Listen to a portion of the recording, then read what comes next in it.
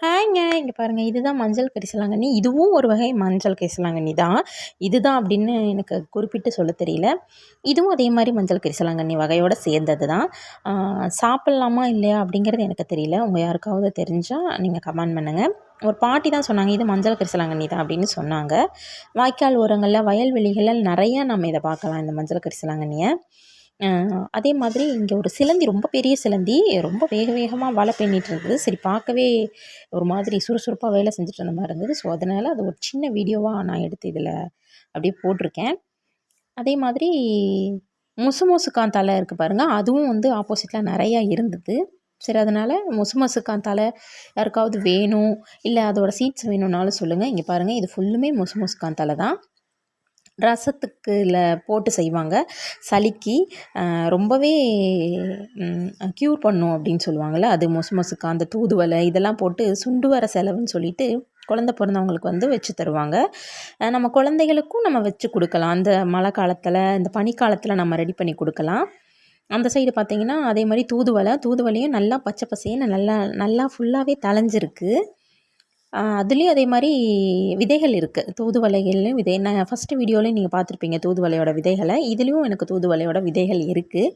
இப்போ தான் நான் விதைகள்லாம் கலெக்ட் பண்ணியிருக்கேன். மோஸ்ட்லி கேட்டிருக்காங்க, "விதைகள் வேணும் சிஸ்டர்" அப்படின்னு. நான் எடுத்து வச்சுருக்கேன். விதைகள் காஞ்சோனே தான் பேக் பண்ணணும்.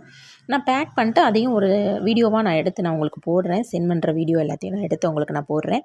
உங்களுக்கு இதோட லீஃபோ இல்ல சீட்ஸோ ஏதாவது வேணும்னா நீங்க கமெண்ட் பண்ணலாம். இதோட பிளான்ட்ஸ் வந்து கட்டிங் தான் குடுக்க முடியும். வளர்த்தி குடுக்க முடியாது. ஸோ, நான் அது வேணா உங்களுக்கு கொரியர் சார்ஜ் வந்து ரூ. 30 வரும். ஃப்ரீயா செடியோட பிளான்ட்ஸ் வந்து நான் கட் பண்ணி நான் ஃப்ரீயா குடுக்குறேன். அவங்கனால வளர வச்ச முடிஞ்சதுன்னா நீங்க வளர வச்சுக்கலாம். இது பார்த்தீங்கன்னா வெத்தலை கொடி. கருப்பு வெத்தலை, வெள்ளை வெத்தலை 2 இருக்குல்ல. இது வந்து நார்மலா இருக்க மாரி தான் தெரியுது. அப்புறமேல் பார்த்தீங்கன்னா தக்காளி செடி இதெல்லாம் தானாவே முளைச்சது தான். கொஞ்சம் காயெல்லாம் வச்சிருக்கு. குட்டி குட்டியா பூக்கள் இருக்கு. அதே மாரி குட்டி குட்டியா பழங்களும் இருக்கு. இங்க பாருங்க. நெறையா தக்காளி காய்ச்சிருக்கு. சீசன் தானே. இங்க பாருங்க. இது ஃபுல்லாவே நல்லா க்ரீனிஷா பச்சை பசேல்னு எந்த மருந்துமே தெளிக்காம பியூரா அதுவே வந்திருக்கு. நல்லா இருக்குல்ல. அதுக்கப்புறம் அந்த சைடு பார்த்தீங்கன்னா, மாதுளம்பழம் செடி இருக்கு. ஸோ, அதில பார்த்தீங்கன்னா பூக்கள் இருக்கு. ஆனா, அந்த காய்கள் வந்து பிஞ்சிலேயே வாடிருது.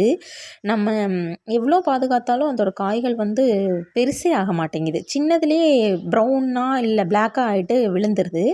அவ்வளோதான். அதனால அங்க பாருங்க, மேல பாருங்க, அந்த இதில தெரியுதா? அப்படியே பிளாக்கா ஆயிட்டு அதெல்லாம் கொட்டிடுது. ஆனா, நெறைய பூ வைக்கிது சீசனுக்கு. ஆனா, வேஸ்ட்டு தான்.